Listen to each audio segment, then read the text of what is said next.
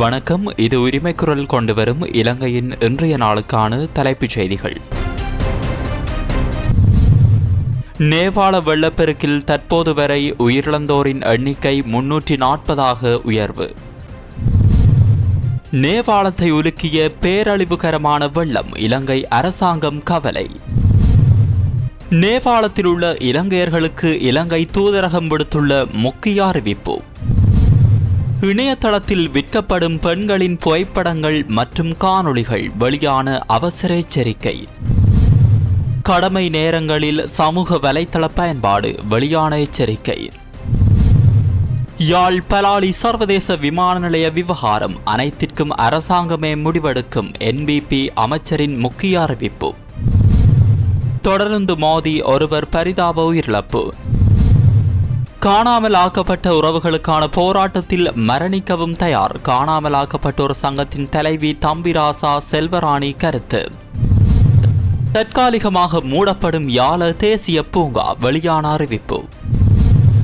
அவை எமது தலைப்புச் செய்திகள். இனி தொடர்பான விரிவான செய்திகளுக்குள் செல்லும் முன்னர் நீங்கள் எமது செய்தி சேவைக்கு புதியவர் என்றால் இப்போதைய எமது செய்தி தளத்தை சப்ஸ்கிரைப் செய்து இணைந்திருங்கள்.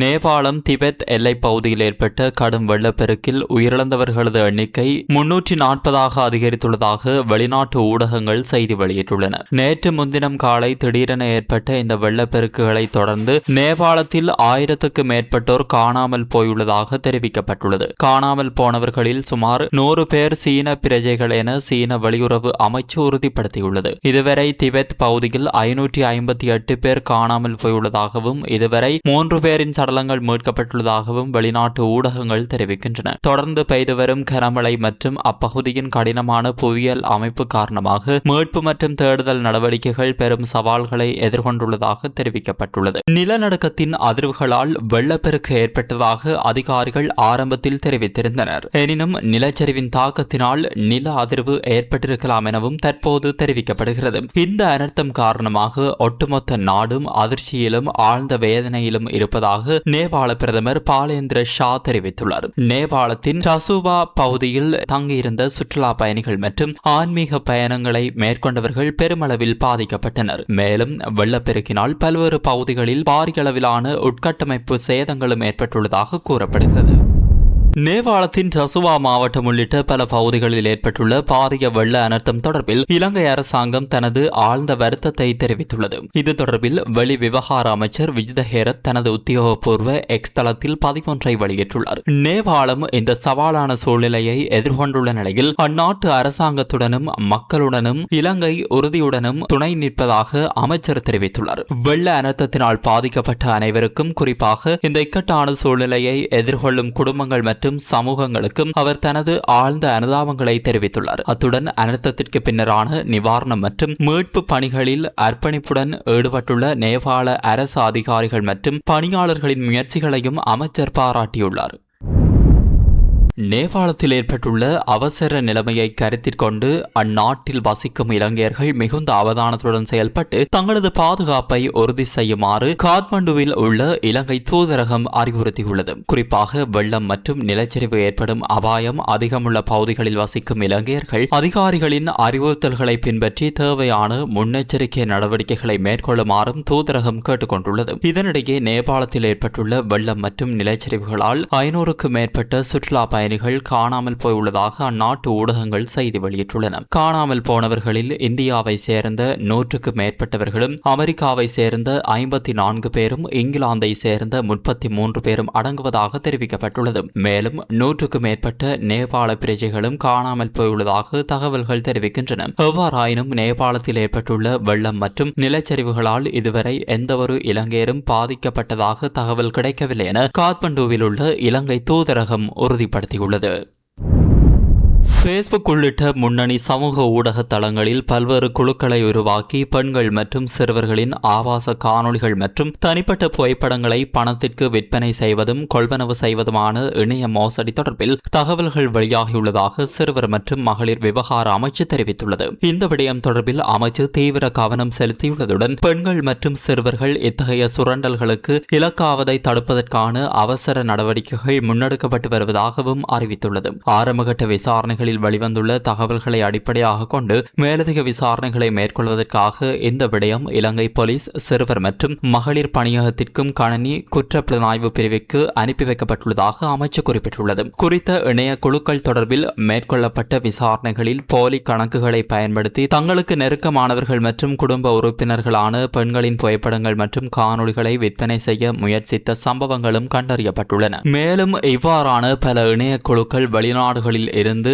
இயக்கப்படுவதாகவும் ஆரம்பகட்ட விசாரணைகளில் தெரிய வந்துள்ளதாக கூறப்படுகிறது. இதனால் பெற்றோர் தமது பிள்ளைகளின் சமூக ஊடக பயன்பாடு, அவர்கள் இணையத்தில் தொடர்பு கொள்ளும் நபர்கள் மற்றும் நண்பர்கள் தொடர்பில் அதிக அவதானத்துடன் இருக்குமாறு அமைச்சர் அறிவுறுத்தியுள்ளது. குடும்ப உறுப்பினர் ஒருவர் இத்தகைய இணைய மோசடிக்கு இலக்காக இருந்தாலோ அல்லது அதனால் பாதிக்கப்பட்டிருந்தாலோ அவர்களுக்கு தேவையான உளவியல் மற்றும் சமூக ஆலோசனை உதவிகளை பெற்றுக் கொடுக்க நடவடிக்கை எடுக்குமாறும் அறிவிக்கப்பட்டுள்ளது. இத்தகைய சட்டவிரோத நடவடிக்கைகளில் இருந்து பாதுகாப்பு பெறுவதற்கும் தேவையான சட்ட உதவிகளை பெற்றுக்கொள்வதற்கும் சிறுவர் மற்றும் மகளிர் விவகார அமைச்சின் 1938 மற்றும் 1929 ஆகிய கட்டணமில்லா உதவி தொலைபேசி இலக்கங்களை பொதுமக்கள் பயன்படுத்திக் கொள்ளலாம் எனவும் கூறப்படுகிறது. இதேவேளை இந்த இணைய அச்சுறுத்தல் தொடர்பில் பொதுமக்களுக்கு விழிப்புணர்வை ஏற்படுத்தும் வகையில் சமூக ஊடக செயல்பாட்டாளர்களும் பல்வேறு கட்டுரைகள் மற்றும் காணொளிகளை வெளியிட்டு வருகின்றனர்.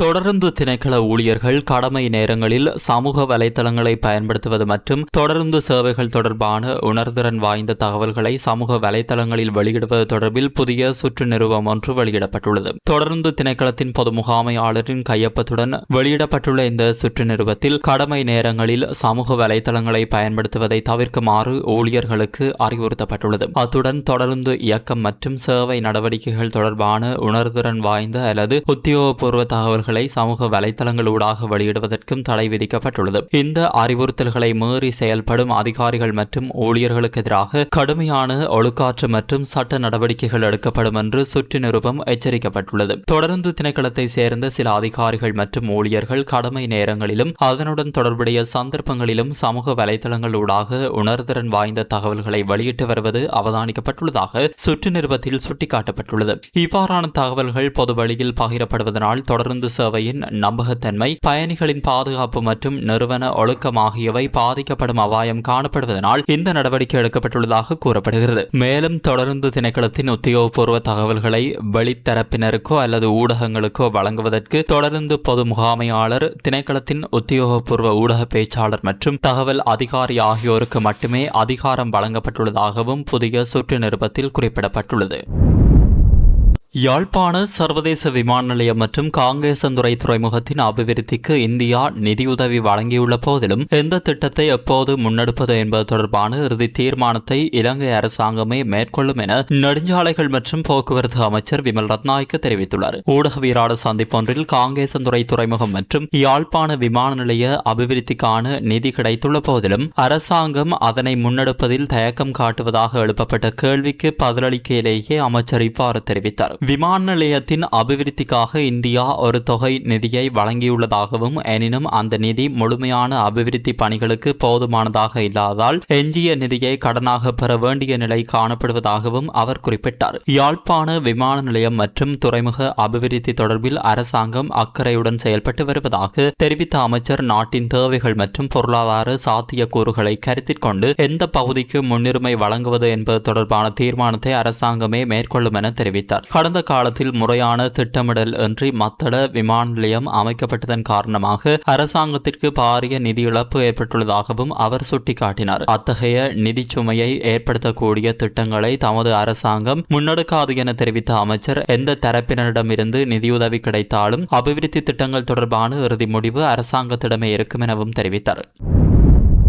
வெண்ணப்புவ வைக்கால் தொடர்ந்து கடவையில் நேற்று மாலை இடம்பெற்ற கோர விபத்தில் சைக்கிளை தள்ளிக்கொண்டு தண்டவாளத்தை கடக்க முயன்ற 55 வயதுடைய நபர் ஒருவர் தொடர்ந்து மோதி சம்பவ இடத்திலேயே உயிரிழந்துள்ளார். கொழும்பிலிருந்து சிலாபம் நோக்கி பயணித்த தொடர்ந்து கடந்து செல்வதற்காக தொடர்ந்து கடவையின் பாதுகாப்பு கேட் முழுமையாக மூடப்பட்டிருந்ததாக தெரிவிக்கப்படுகிறது. எனினும் பாதுகாப்பு எச்சரிக்கையை பொருட்படுத்தாமல் குறித்த நபர் தனது சைக்கிளை தள்ளிக்கொண்டு அவசரமாக தண்டவாளத்தை கடக்க முயன்றுள்ளார். இதன்போது வேகமாக வேகமாக வந்த தொடர்ந்து அவர் மீது மோதியுள்ளது. பலத்த காயங்களுக்குள்ளாகி அவர் சம்பவ இடத்திலேயே உயிரிழந்துள்ளார். உயிரிழந்தவர் குளியாப்பட்டி பகல கலகமுவ பகுதியை சேர்ந்த ரந்திலக பேடிகே கவில லால் என அடையாளம் காணப்பட்டுள்ளார். வைக்கால் பகுதியில் வாடகை வீட்டில் தங்கியிருந்து வர்ணம் பூசும் தொழிலில் ஈடுபட்டு வந்தவர் என ஆரம்பகட்ட விசாரணைகளில் தெரிய வந்துள்ளது. சம்பவம் தொடர்பில் வெண்ணப்புவ போலீசார் மேலதிக விசாரணைகளை முன்னெடுத்து வருகின்றனர்.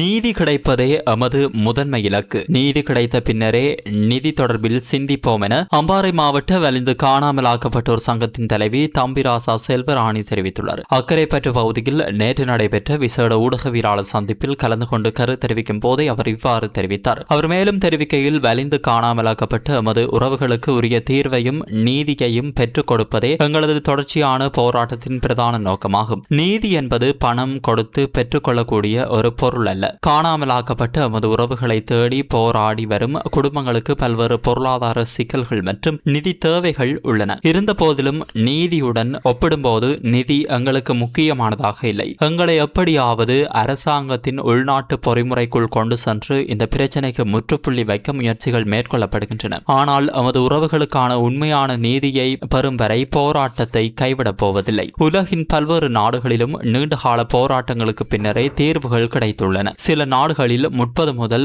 40 ஆண்டுகளுக்கு பின்னரும் நீதிக்கான போராட்டங்கள் வெற்றியடைந்துள்ளன. நாங்களும் கடந்த 17 ஆண்டுகளுக்கு மேலாக எமது உறவுகளுக்காக நீதியை கோரி போராடி வருகிறோம். எமது இலக்கை அடைவதற்கு இன்னும் பல ஆண்டுகள் செல்ல நேரிட்டாலும் எமது உறவுகளுக்கு நீதி கிடைக்க வேண்டும் என்பதே எங்களது ஒரே எதிர்பார்ப்பு. எனது உறவுகளுக்கு நீதி கிடைக்கும் என்றால் அதற்காக எனது உயிரையும் தியாகம் செய்ய தயார். எப்படியான காலம் எடுத்துக்கொண்டாலும் நீதியை பெற்றுக் கொடுக்கும் வரை எமது போராட்டம் தொடரும் என அவர் திட்டவட்டமாக தெரிவித்தார். யாழ தேசிய பூங்கா எதிர்வரும் செப்டம்பர் 14ஆம் தேதி முதல் அக்டோபர் மாதம் 15ஆம் தேதி வரை பொதுமக்கள் பார்வைக்காக தற்காலிகமாக மூடப்பட உள்ளதாக வனஜீவராசிகள் பாதுகாப்பு திணைக்களம் அறிவித்துள்ளது. எல்னினோ தாக்கத்தின் காரணமாக யாழ தேசிய பூங்காவை அண்மித்த பகுதிகளில் நிலவும் கடுமையான வறட்சியை கருத்தில் கொண்டு இந்த நடவடிக்கை மேற்கொள்ளப்பட்டுள்ளது. இதன்படி யாழ தேசிய பூங்காவின் 1 மற்றும் 2 தொகுதிகள் குறித்த காலப்பகுதியில் பொதுமக்கள் பார்வைக்காக மூடப்படும் என திணைக்களம் தெரிவித்துள்ளது. வறட்சியான காலநிலையினால் வன விலங்குகள் எதிர்கொள்ளக்கூடிய பாதிப்புகளையும் பூங்காவிற்கு வருகை தரும் பொதுமக்களின் பாதுகாப்பையும் கருத்தில் கொண்டே இந்த தீர்மானம் எடுக்கப்பட்டுள்ளதாக வன ஜீவராசிகள் பாதுகாப்பு திணைக்களம் குறிப்பிட்டுள்ளது. வனவிலங்குகளின் நலன் மற்றும் பொதுமக்களின் பாதுகாப்பை உறுதி செய்யும் நோக்கில் இந்த தற்காலிக நடவடிக்கை முன்னெடுக்கப்படுவதாகவும் திணைக்களம் தெரிவித்துள்ளது. இத்துடன் இன்றைய உரிமை குரலின் பிரதான செய்திகள் நிறைவடைகின்றன. தொடர்ந்தும் உரிமை குரலோடு இணைந்திருங்கள். வணக்கம்.